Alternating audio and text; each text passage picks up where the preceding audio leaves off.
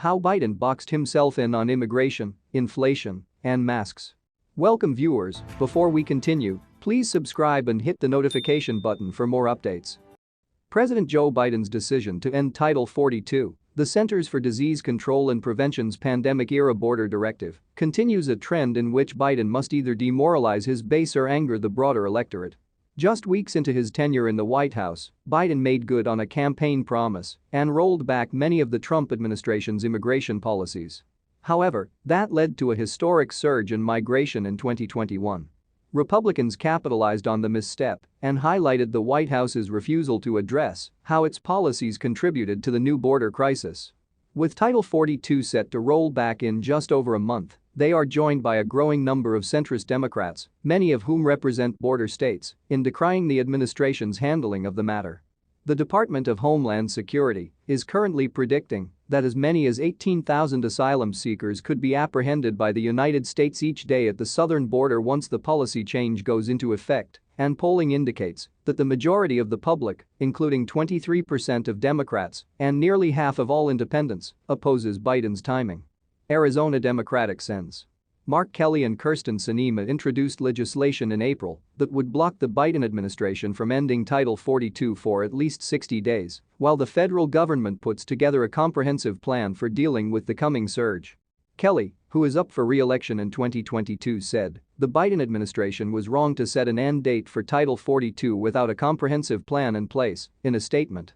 We need a secure, orderly, and humane response at our southern border, and our bipartisan legislation holds the Biden administration accountable to that. On the other hand, despite the executive orders signed in early 2021, Biden has been pressed by liberal activists to take more direct action to reform the immigration system. Liberals at large have been disappointed with a perceived lack of action from Biden on core promises he made on the campaign trail. That list includes social spending programs, green energy policies, combating the coronavirus pandemic, and granting Dreamers and other non-legal residents a pathway to citizenship. Just Monday, Massachusetts Democratic Senator Elizabeth Warren, one of the most prominent left-wing voices on Capitol Hill, wrote in an op-ed for the New York Times, to put it bluntly, if we fail to use the months remaining before the elections to deliver on more of our agenda, Democrats are headed toward big losses in the midterms. Time is running short, Warren continued. We need to finalize a budget reconciliation deal, making giant corporations pay their share to fund vital investments in combating climate change and lowering costs for families, which can advance with only 50 Senate votes. Other priorities can be done with the president's executive authority. Unfortunately for the president, any action he takes to appease the left will only squeeze his poor approval rating overall.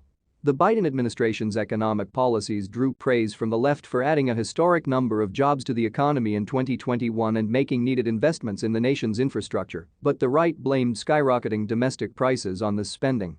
Meanwhile, the overwhelming majority of voters view the economy and inflation as top issues heading into the midterm elections.